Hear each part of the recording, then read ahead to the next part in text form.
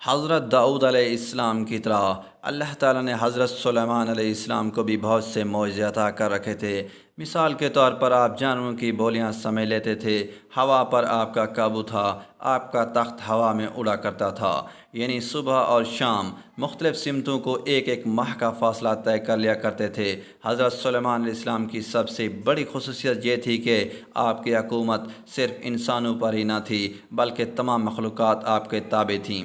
حضرت سلیمان علیہ السلام کو جب بادشاہت عطا کی گئی تو وہ رب کے حضور یہ دعا مانگتے ہوئے اپنی خواہش کا اظہار کر رہے تھے، اے اللہ مجھے آرزو ہے کہ ایک دن تیری ساری مخلوقات جتنی بھی زی روح ہیں سب کی ضیافت کروں۔ آواز آئی کہ اے سلیمان میں سب کی روزی پہنچاتا ہوں، میری موجودات مخلوقات بے انتہا ہے، اس لیے سب کو تم نہیں کھلا سکتے۔ سلیمان علیہ السلام نے عرض کیا، اے میرے رب تو نے مجھے بہت نعمت دی ہیں، تیری عنایت سے ہی سب کچھ ہے، اگر تیرا حکم ہو تو میں سب کا کھانا تیار کر لوں۔ اللہ رب العزت کا حکم ہوا کہ دریا کے کنارے ایک عالی شان مکان بنواؤ اور اسے نہایت کشادہ رکھو تاکہ جس مخلوق کو دعوت دو وہ اس مکان میں بآسانی آ سکے۔ حکم و خداوندی کے بعد حضرت سلیمان علیہ السلام نے اس عمارت کی تیاری شروع کروا دی، جس کو مکمل ہونے میں تقریباً 1 سال اور 8 مہینے لگ گئے۔ میدان جیسے کشادہ اس مکان میں افراد کھانے پینے کا سامان و اسباب مہیا کیا گیا۔ کم و بیش 22,000 گائیں ذبح کی گئیں اور بہت کثیر تعداد میں دیگیں پکائی گئیں۔ مشروبات کے تالاب تھے جن کی تیاری جنات سے کروائی گئی اور ایک پرتکلف قسم کی دعوت کا اہتمام کیا گیا۔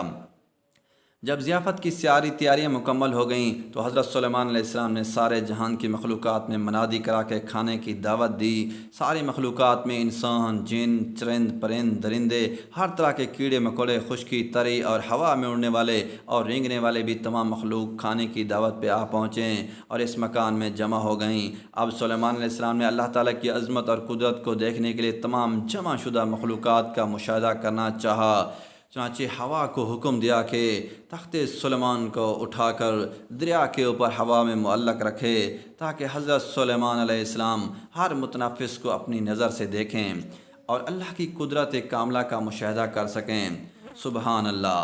عین اس وقت جب تخت ہوا میں معلق تھا، ایک مچھلی نے دریا میں سے سر نکالا اور سلیمان علیہ السلام سے بولی، اے سلیمان علیہ السلام، اللہ کے نبی، اللہ پاک نے مجھے آپ کی طرف دعوت پہ بھیجا ہے اور یہ بھی معلوم ہوا ہے کہ آپ نے آج تمام مخلوقات کے لیے کھانا تیار کیا ہے۔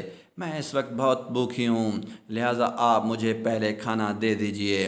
حضرت سلیمان علیہ السلام نے فرمایا، تم ذرا صبر کرو اور باقی سب کو بھی آ لینے دو، پھر ان کے ساتھ جتنا کھانا چاہو کھا لینا۔ یہ سنتے ہی وہ مچھلی دریا سے نکل کر اس میدان نما مکان میں آئی اور جتنا کچھ کھانا وہاں پڑا تھا سارے کا سارا ایک ہی لقمے میں کھا گئی۔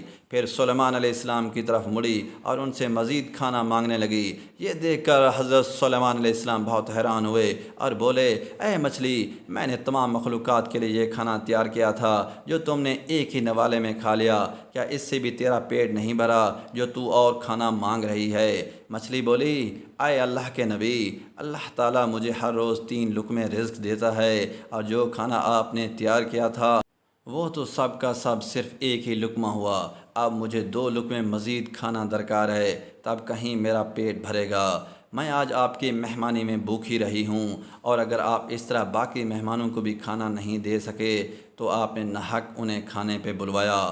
حضرت سلیمان علیہ السلام مچھلی کی یہ باتیں سن کر حیرت زدہ رہ گئے، چکرائے اور ان پر غشی طاری ہو گئی۔ پھر جب ہوش میں آئے تو ندامت سے سجدے میں گر پڑے اور روتے ہوئے کہنے لگے، اے اللہ، میں نے بہت ہی قصور کیا اور تیری درگاہ میں نادانی کی، میں نادان و مسکین ہوں اور اس بات سے ہمیشہ کے لیے توبہ کرتا ہوں، بے شک مجھے اور سارے جہان کو رزق دینے والا صرف تو ہی ہے۔ دوستو، اس طرح کی مزید ویڈیوز کے لیے سبسکرائب مائی چینل۔